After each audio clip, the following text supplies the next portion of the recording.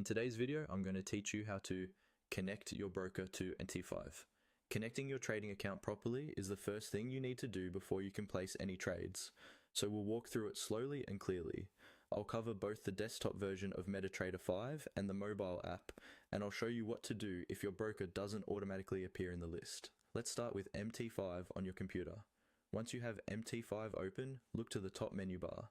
At the very top left, you'll see the File menu. Click on File, and then select Open an Account. This option is what you use to add a new trading account or connect to an existing one through your broker's server. When you click Open an Account, MT5 will display a list of available brokers and their servers. This list can be quite long, so give it a moment to load. You can scroll through it or use the search box to type part of your broker's name. When you find your broker in the list, select it and then continue with the login or account creation process as prompted.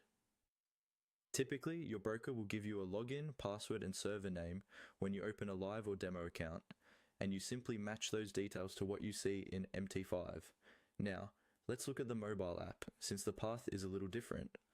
On your phone or tablet, open the MT5 app and go to the Settings section.